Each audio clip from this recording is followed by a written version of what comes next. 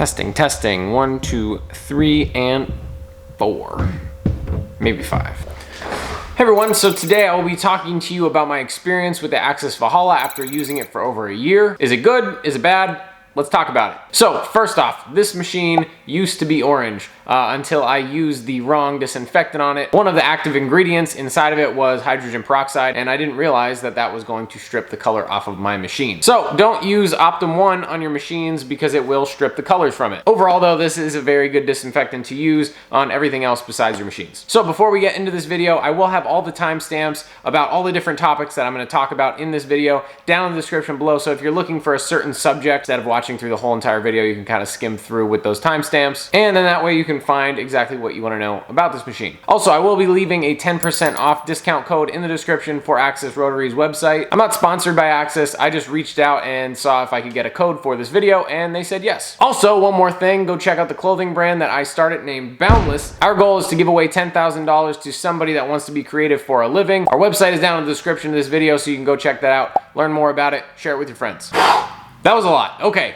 Onto the video. So I pre-ordered the Valhalla when it was first released, so I have one of the early production models, and like I said, I've been using this machine for over a year now. It's probably closer to a year and a half now, I guess. And in short, this machine is like one of those screwdrivers that has all of the different tips of a screwdriver that you would need in the handle. There's a Phillips, there's a straight, there's that weird star one that nobody uses, but you have it just in case. What I'm trying to say is this machine is incredibly versatile. The reason for that is the stroke adjustment wheel that is right on the outside of the machine. And that is by far my favorite feature of this machine, but we're gonna get into that a little bit later in the video. First, I'm gonna go over some of the details of this machine. So the Valhalla has a 10-watt high torque Swiss-made Maxon precision motor. It's constructed of 6061 T6 aluminum. It has 5 strokes that is changeable without the use of tools or having to stop tattooing. Its recommended voltage is anywhere from 5 to 14 volts. There's no maintenance or lubrication ever required, apart from, cleaning your machine. It has an RCA connection right at the top, and it is American made. So let's start out by talking about the noise and vibration. So I'm gonna plug this in so you guys can hear what it sounds like. So since its recommended operation parameters are within 5 to 14 volts, I'm gonna start at 5 and go up like by a volt every couple seconds, so then that way you can hear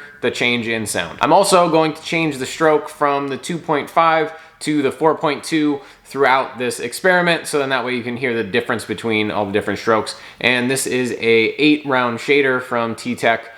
Each cartridge company sounds a little bit different, so it might sound a little bit different on this video if you use a different brand besides T-Tech. So that is 5 volts at the 2.8 stroke. And that is 5 volts at the 4.2 stroke. All right, let's move up to 7 volts. That's 7 volts at 4.2. That's 7 volts at 2.8. So here is 9 volts at the 2.8 stroke. Here's 9 volts at 4.2. Here's 10 volts at 4.2. And then here's 10 volts at 2.8. 12 volts at 2.8. And 12 volts at 4.2. And now we're approaching top speeds of 14 volts. This is 4.2. And this is 2.8.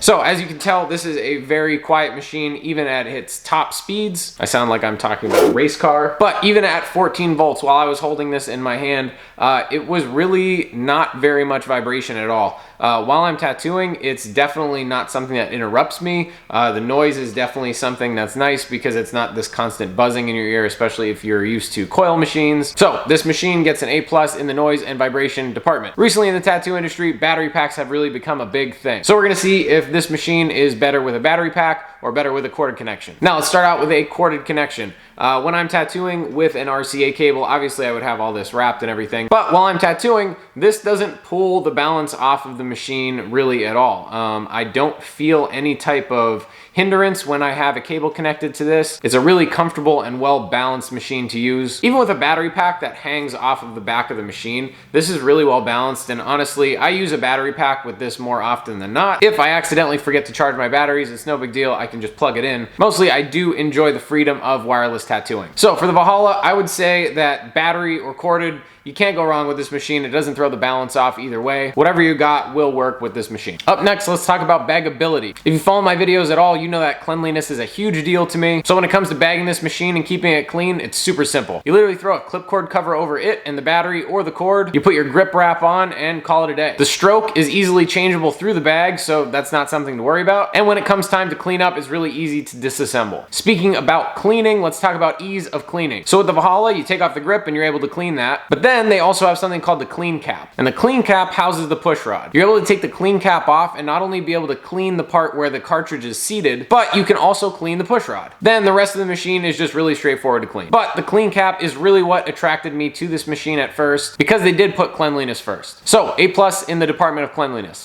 Now, what everyone wants to know, is it good for lining? Is it good for shading? What kind of tattooing is it best for? And should I buy it? First off, let's get back to talking about the adjustable stroke. It has a 2.5, 2.9, 3.4, 3.8, and a 4.2 stroke option. Even in other machines, when you get multiple cams to switch out, you only usually get 3, which is great, and I've never complained about getting 3 stroke options, but 5 is better. So, lining, is it good? Yes, this machine is very proficient at lining. I use the 4.2 stroke for lining. It has a nice hard hit, and it gets my lines in with a single pass. It's honestly my favorite lining machine that I've used so far. I do a lot of work with tight 3s and do a lot of detail, and it works very well. It's a very precise machine, but I can also put a 14 round liner and blast in some really thick lines. So what about color packing and shading? The answer is it's great. I usually use a 9, 15, and 27 curved mag when it comes to shading and color packing, and any needle grouping that I throw at it, it's able to push. And it doesn't just push it, it does it really well and efficiently. For color packing, I use the 4.2 stroke. It has a really hard hit,